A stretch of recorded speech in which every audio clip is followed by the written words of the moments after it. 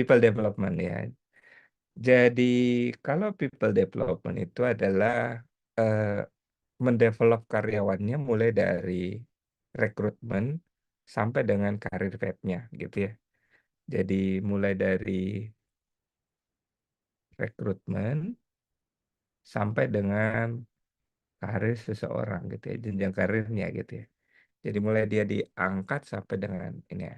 Tapi boleh aja misalnya people development Anda cuma bercerita mengenai training program, sertifikasi, atau misalnya Anda cuma berbicara mengenai jenjang karir, promosi, rotasi.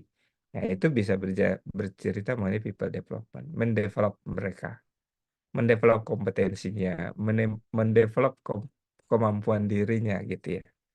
Jadi lebih menekankan pada mendevelop orangnya, ya. Oke.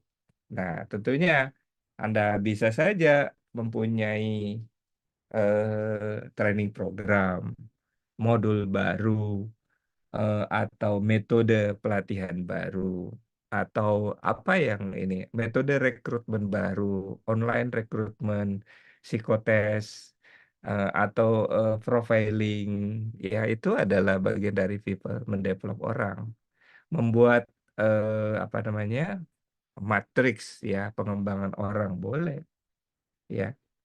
Ini membuat sertifikasi boleh. Sertifikasi internal boleh, eksternal boleh, internasional boleh, online boleh, tatap muka boleh, ya. Karir fair juga begitu, ya. Dari karyawan apa namanya non permanen menjadi permanen boleh.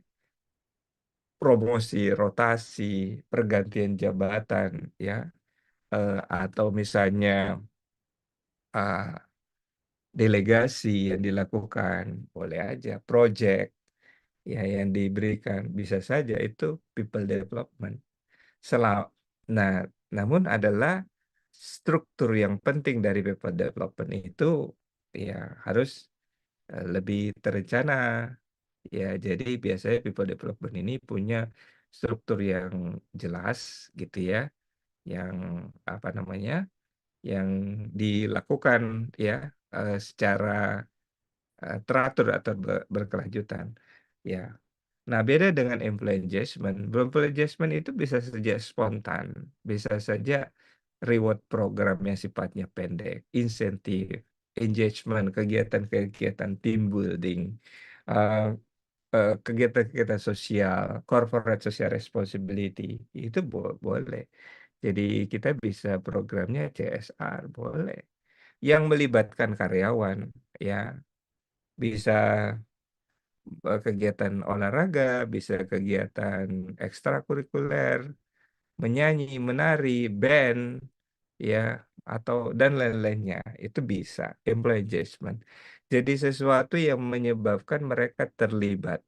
Ya, jadi kata kuncinya adalah di sini adalah keterlibatan karyawan. Ya, jadi bagaimana caranya membangun keterlibatan karyawan kepada kegiatan-kegiatan, ya. Ya, kuncinya di situ. Nah, kalau mau melihat hasilnya ya, jadi jangan cuma terlibat aja, tapi ini ada hasilnya. Hasilnya apa gitu? Ya, kalau dia engage, terus hasilnya apa? Ya, ya jangan-jangan engage jadi lebih malas gitu ya. Ya, harusnya lebih rajin gitu ya. Oke. Nah, jadi ini kegiatan-kegiatan yang biasanya dilakukan, kita lihat ya ada berdampak pada ya kepedulian karyawan. Kalau masa pandemik dulu itu eh, dimonitoring, dikirimin obat, dikirimin konsumsi dan lain-lainnya. Ya, jadi ini bagaimana mereka terlibat berpartisipasi secara aktif ya, aktif ya tanpa dipaksa ya, itu namanya employee engagement ya. Sedangkan reward ya ini penghargaan yang diberikan pada yang terbaik gitu ya. Yang terbaik dalam ya kemasan-kemasan tertentu kan bisa saja ya. Berbagai macam hadiah bisa dilakukan, berbagai macam campaign kita bisa lakukan ya. Untuk hal tersebut ya. Oh, udah habis materi saya ya. Itu kira-kira, seputar employee engagement dengan people development. Silakan kalau ada pertanyaan. Oke, mohon izin Pak Andi untuk pertanyaan Dewan Juri, adakah gambaran atau kisi-kisi yang bisa kita persiapkan? Nah, ini tadi mungkin udah disampaikan Pak Andi, pertanyaannya spontan ya Pak Andi ya. Ya, pertanyaannya spontan ya. Tapi sebenarnya sih gini ya, eee, kalau teman-teman berlomba ya, kadang-kadang ada juri itu yang bisa dijebak juga untuk bertanya gitu ya. Jadi kita siapkan lubang-lubang tertentu di mana juri itu akan bertanya gitu ya. Oke, kalau saya pasang ini, kemungkinan juri akan bertanya itu gitu ya. Nah, itu yang bagus tuh cara kita menjebak juri, ya. Ya, jadi, eee, kita juga akan brief juri gitu ya, maksudnya apa sih yang boleh, yang tidak boleh gitu ya ditanyakan selama penjurian, itu, kita juga coba sampaikan ya. Tapi mungkin saja ada juri-juri yang di luar dari konteks yang ini karena kita sudah tidak bisa kendalikan, apalagi kalau, ini penjuriannya kan 3 hari berturut-turut ya, cukup lelah jurinya ya, kadang-kadang sudah, eee, apa namanya, sudah di luar dari konteks ya ditanyakan ya. Kalau gitu Pak ya, jadi kisi-kisinya ya yang tadi aja, pokoknya selama Bapak menjelaskan sesuai dan ini, nah tapi pastikan di bagian-bagian tertentu ada jebakan-jebakan yang Anda arahkan buat juri ya. Ya pastikan jebakan itu kena gitu ya. Jadi juri akan bertanya dan kita udah siapkan jawabannya dengan baik gitu ya. Nah itu yang bagus ya. Oke, kalau Mbak Pita ini bertanya, masih boleh bertanya? Boleh bertanya ya. Ini kan interaksi ya, jadi boleh bertanya kepada dewan jurinya ya. Ya,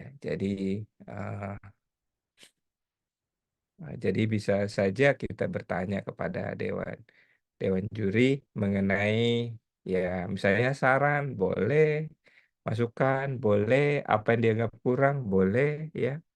Ya, nah, tapi belum tentu ya setiap juri yang bermanis-manis itu belum tentu nilainya juga manis gitu ya. Jadi itu juga jangan sampai, "Wah, saya dapat jurinya bagus nih, komentarnya bagus-bagus." Ya nilainya bisa saja jelek gitu ya. Ya jadi, eee, ya kita tidak bisa prediksi ya juri-juri itu ya, karena biasanya mereka ya memang kalau kasih komentar ya kasih komentarnya bagus-bagus gitu ya. Kemudian Biasanya ya, bertanya ya Mbak Spidi ya, Mas Spidi, biasanya akan ada 30 menit 3 jurinya, berarti kan sekitar 10 menit satu juri. Kira-kira sih seperti itu. Ya, jadi juga juri kita batasi waktunya, kenapa? Supaya, efisien ya waktunya. Ya jadi memang kita udah plot jam sekian sampai jam sekian, supaya juri juga tidak ngelantur bertanya ke mana-mana gitu. Itu Mas Vidi. untuk jumlah pertanyaannya tidak dibatasi ya Pak Andi selama sesuai dengan waktunya ya. Ya. Ada lagi yang ingin ditanyakan?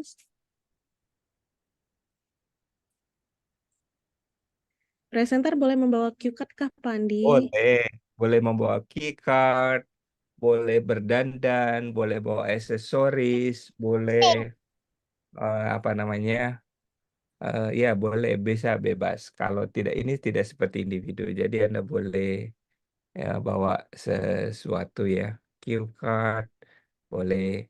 Tapi sebetulnya tidak disarankan sih pakai translator ya, ya translator, karena waktu presentasinya menjadi lebih Eee, Panjang.